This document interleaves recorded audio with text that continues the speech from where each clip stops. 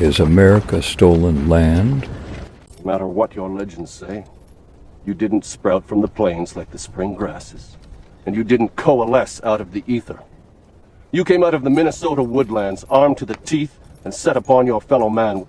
You massacred the Kiowa, the Omaha, the Ponca, the Oto, and the Pawnee without mercy. And yet you claim the Black Hills as a private preserve bequeathed to you by the Great Spirit. And who gave us the guns and powder to kill our enemies? And who traded weapons to the Chippewa and others who drove us from our home? Chief Sitting Bull, the proposition that you were a peaceable people before the appearance of the white man is the most fanciful legend of all. You were killing each other for hundreds of moons before the first white stepped foot on this continent. You conquered those tribes, lusting for their game and their lands, just as we have now conquered you for no less noble a cause. This is your story of my people. This is the truth, not legend. Everything you got from us. Did you a voodoo slave girl who graced us with her black magic? She couldn't tell a love potion from a recipe for chocolate chip cookies if she had to read it. You made her a slave. Before that, she came from a great tribe, the Arawak. She learned the secrets of the other side from a 2,000-year-old line of shamans, necromancy. She gave it to your girls of Salem.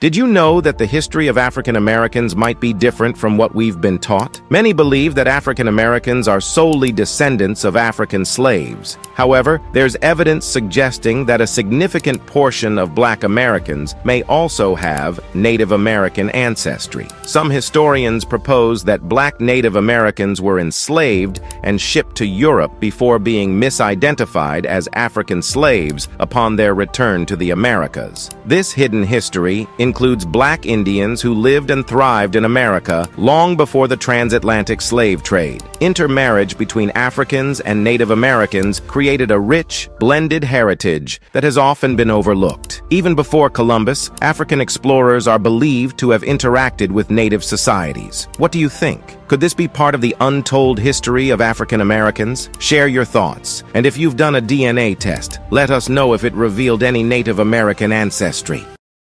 Check out these paintings and drawings done by Europeans who visited the Americas between the 1600s and 1800s. Notice how these so-called Indians or Native Americans look just like us. So when the hell did they start calling us African Americans? I've been telling y'all that term is a trick. We are the Native Americans. We are the Aboriginal Americans. This is our land. These are our ancestors. Do some research.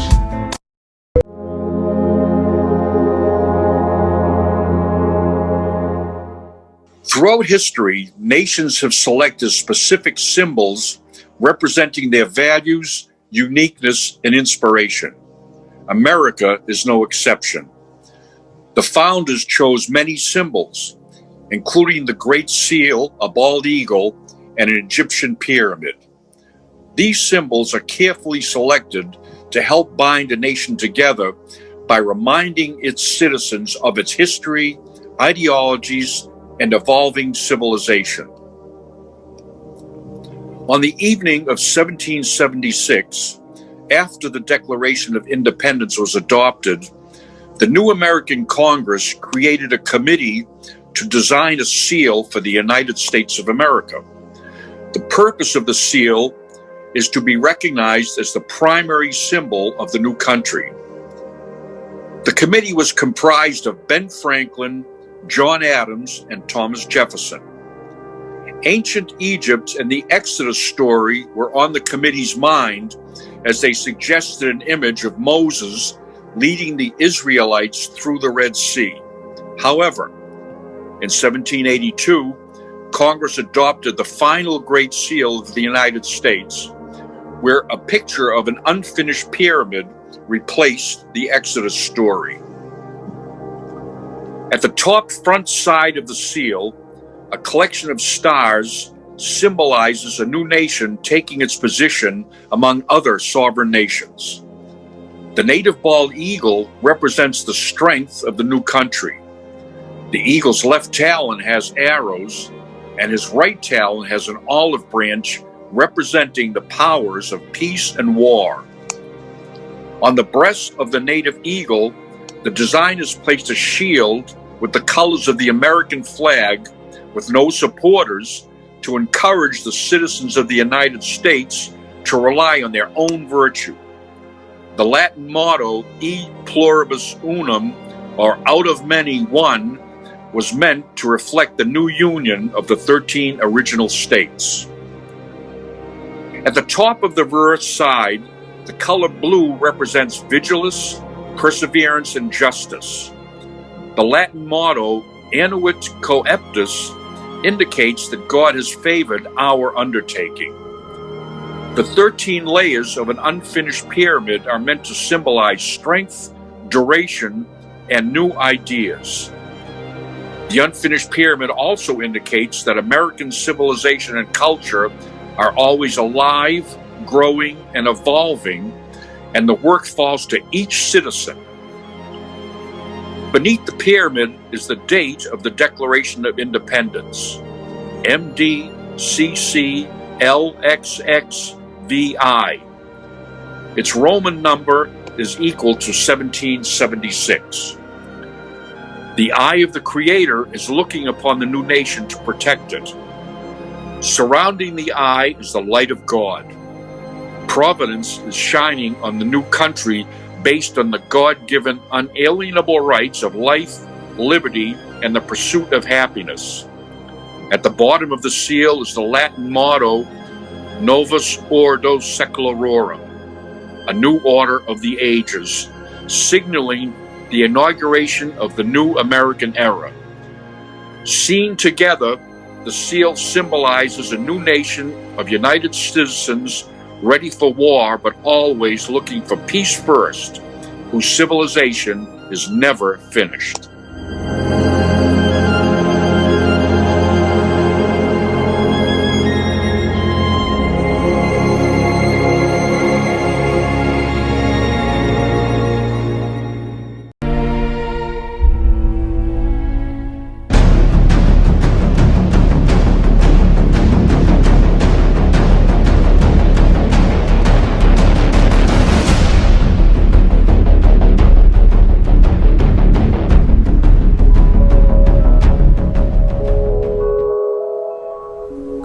Good day, and blessings to everyone.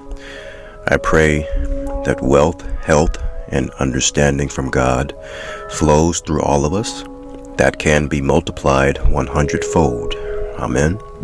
I wanted to briefly break down and go over some information dealing with Egypt, Judah, and the Americas as a preface to another in-depth video I am currently working on in the subject of ancient books that only secret societies study from. So this is not going to be an in-depth video, just a preface to the one that is to come. Now, these secret societies study from these books, and it is secret only because they keep it from us. And we do need to know it, for our people suffer from a lack of knowledge. So let's get into a little geography. Come with me to the book of Deuteronomy chapter 34 verses 1 through 5. I'm going to be reading from the Geneva Bible of 1560. So it says here, Then Moses went from the plain of Moab onto Mount Nebo, onto the top of Pisgah, that is over against Jericho. And the Lord showed him all the land of Gilead unto Dan, and all Naphtali, and the land of Ephraim and Manasseh, and all the land of Judah unto the utmost sea, and the south, and the plain of the valley of Jericho, the cities of palm trees, unto Zoar. And the Lord said unto him, This is the land which I swore unto Abraham, to Isaac, and to Jacob, saying, I will give unto thy seed. I have caused thee to see it with thine eyes, but thou shalt not go over thither. So Moses, the servant of the Lord, died there in the land of Moab, according to the word of the Lord. And he buried him in the valley of the land of Moab, over against Beth Peor, but no man knoweth his burial unto this day. Okay, so we see here that Moses went to the plains of Moab unto Mount Nebo. Now we're talking about the land of Judah, or Uda. In other words, that is the country of Utah. Okay, let's see if we can find these locations here in our map system. Okay, so first we're going to go from the plains of Moab to Mount Nebo, from Mount Nebo to the tops of Mount Pisgah, and from there we'll go over to the area of Jericho. So let's start from our map system here. We're going to go from Moab, Utah, to Mount Nebo, Utah. We're going to use the walking feature, and you can actually walk it. This is about 284 miles total from Moab to Mount Nebo. And look at this, Nephi. Nephi, that is a word that's derived from Naphtali, one of the tribes of Israel. So now we're going to go from Mount Nebo, Utah, to Mount Pisgah, Utah. So from Mount Nebo, near Nephi, we go all the way across to Mount Pisgah, to the right of the Great Salt Lake, just right here. And by the way, Ogden, Utah is a major area for the Internal Revenue Service. And so now we go from Mount Pisgah over to Jericho. It all connects. It all connects.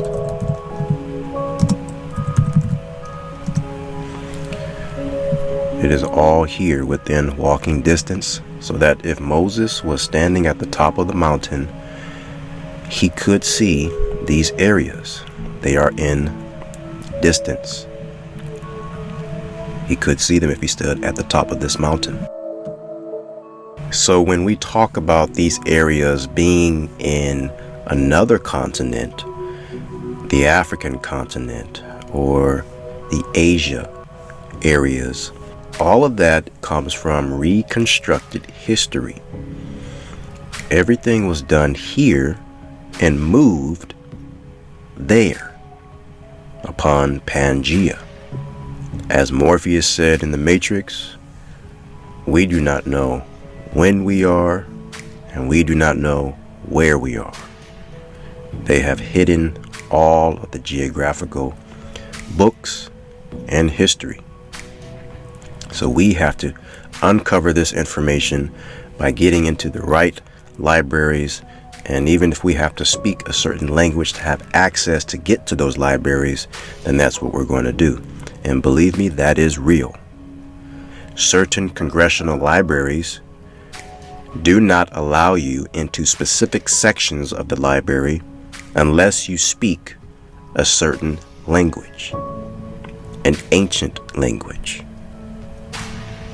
Ask me how I know. Now let's go ahead and go back to the Geneva Bible, and we're going to go to the book of Isaiah, chapter 11, verses 15. If you look here, it says, "The Lord also shall utterly destroy the tongue of the Egyptian sea, and with his mighty wind shall lift up his hand over the river, and shall smite him in his 7 streams, and cause men to walk therein with shoes. In other words, dry shod.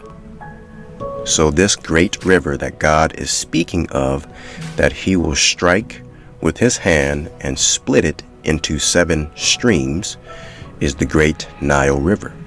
Now we all know that the Great Nile River is located in Africa, right? Well, let's look at some information with the Nile. The Nile is, according to Wikipedia, the Nile is a major north-flowing river in northeastern Africa. It flows into the Mediterranean Sea, the longest river in Africa. It has historically been considered the longest river in the world, though this has been contested by research suggesting that the Amazon River is slightly longer. The Nile is among the smallest of the major world rivers by measure of cubic meters flowing annually. Let's drop down here. The Nile has 2 major tributaries. The White Nile, which begins at Jinja, Lake Victoria, and the Blue Nile. The White Nile is traditionally considered to be the headwaters stream. However, the Blue Nile is the source of most of the water of Nile downstream, containing 80% of the water and soot. If we click on this map here, we can see that this entire thing is the Nile River, spawning from the Mediterranean Sea all the way down into Lake Victoria. So, if you look at the 2 tributaries we talked about, it's the Blue Nile spawning off here, and the White Nile, smaller but spawning off here. Now, what is the major river in North America? That would be the Mississippi River. Capital M-I, cricket letter I, cricket letter I, P-P-I. You remember saying that growing up to remember how to spell that word? The Mississippi River system. Now, let's go back to the word. It says in verse 15 that God will take his hand with a mighty wind and lift his hand over the river and shall smite him into 7 streams. Okay? Look at this map here. This is the Mississippi River going into the Gulf. Let's count how many streams spawns from this. Missouri, 1. Arkansas, 2. Red, 3. Atchafalaya, 4. Tennessee, 5. Ohio, 6. Illinois, 7. Is that a coincidence? I do not think so. This is the Nile River. They're hiding the information. Now let's confirm it. We're going to go into the secret books that the secret societies read from. And that is indeed the Freemason Society. There are certain levels that give away certain information. And this is where all of your senators and congressmen, this is where they go to get that information. They're not going to get it from universities. The only other way they're going to get it is by continuously searching within the chancellor's libraries, who are the guardians at the universities and state colleges. That's where the information is. So, let's go down to page 25. Let's start reading here. The ancient and mystic Oriental rite is universal and is open to every master mason who believes in the fatherhood of God and the universal brotherhood of all men. The other qualification necessary of the neophyte. Remember Neo from the Matrix. The neophyte is that he shall be honorable and upright in his dealings. Number 4. The cradle of the symbolism used in all masonry is placed by many of the best authorities in that country which they believe was first inhabited, the plateau of Tartary. Tartary, the Empire of Tartaria, is something that we are going to get into much later, but actually sooner than later. This is going to be a big one. This is where the 10 tribes, the lost 10 tribes of Israel, are housed. And from there, transmitted to this generation by the sages of India, Persia, Ethiopia, and Egypt. We are not indebted to either ancient Egypt for either religion or masonry, but to America. It is fact that at Memphis, Egypt, in the pyramids, under the guidance of the kings and the mystic rites of masonry, were worked many thousands of years ago, but at that time, Egypt and the continent of America were one and the same. Number 6. In America, rediscovered in the 15th century and repopulated in the 17th. Do you see that? Rediscovered after Pangea and the catastrophe that you read about in the book of Ezekiel in the 15th century and repopulated in the 17th. That means everything prior to these centuries is made up history. The remnant, those who are controlling governments today, took the history and tried to write themselves in to make it seem like they've always been there. There's a lot we are going to uncover in future videos. Repopulated in the 17th was recovered Egypt and the Promised Land, or the land of the constellation of the eagle. And we know America is represented by the eagle with the flag. This can go deep, very deep. But I just wanted to break down North America is the Promised Land, and they are keeping that from you. So those that are in Israel right now, fighting to get into certain areas, claiming that this is their land by God, no, it's not. It's here. It's North America. So with that being said, that's going to be it for now. We're going to get into this more in depth in other videos, but I just wanted to break down some of the information that you're going to see in future videos. I'll see you in the next one.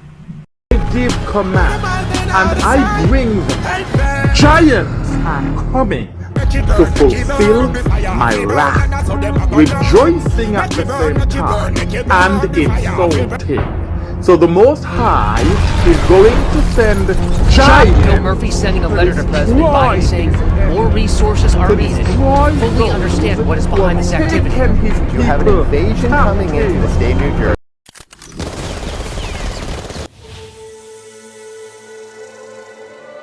Everybody has a story of how things became what it is. And all of the stories that we're experiencing up to date are all based on the original mythological story. Myths are ways of codifying profound truth.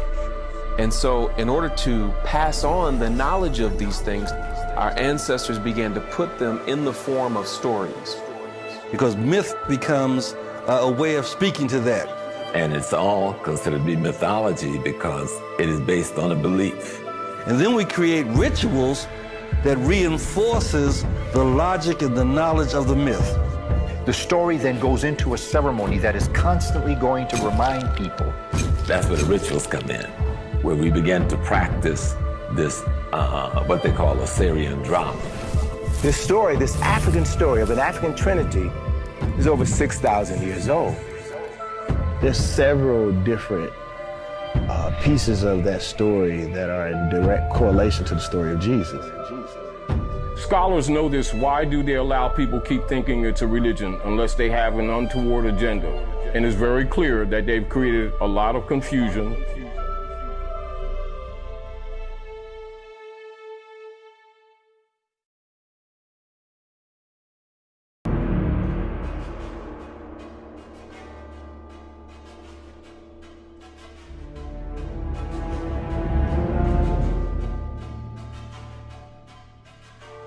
religion is the best thing, and the corruption of it the worst.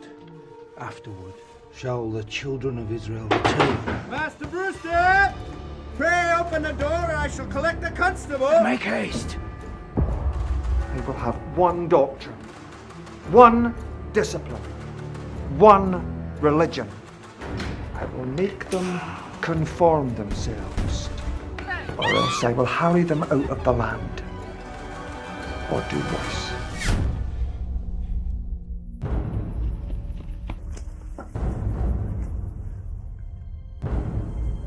The ship has finally arrived. May you all know your places, and that my God go with you.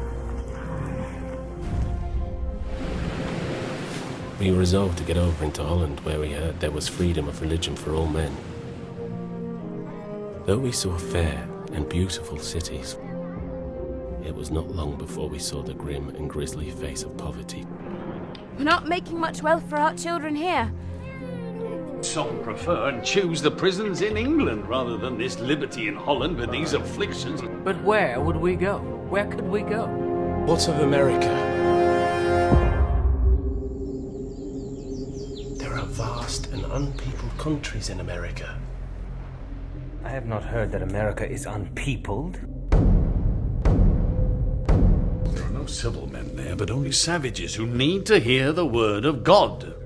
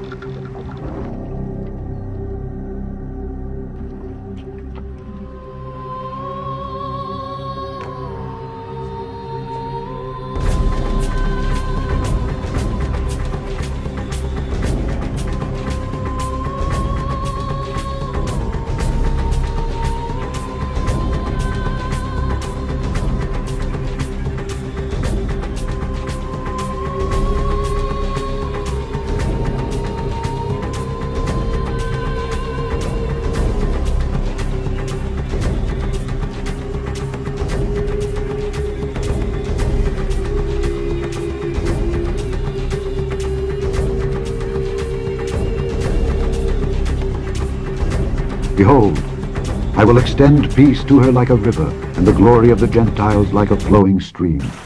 Then shall ye suck, ye shall be borne upon her sides, and be dandled upon her knees. As one whom his mother comforted, so will I comfort you, and ye shall be comforted in Jerusalem. And when ye see this, your heart shall rejoice, and your bones shall flourish like an herb. And the hand of the Lord shall be known toward his servants, and his indignation toward his enemies.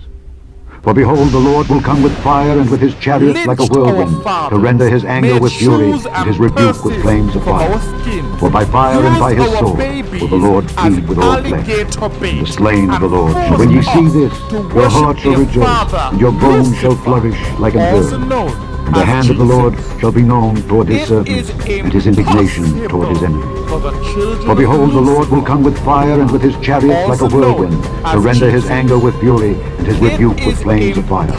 For by fire and by his sword will the Lord plead with all flesh, and the slain of the Lord shall be many. Isaiah chapter 56, because they will be eliminated from the face of the earth before Isaiah 56 is fulfilled. For details of this fact, please listen to my teaching entitled, Can Gentiles Be Saved? That is, can Gentiles be saved?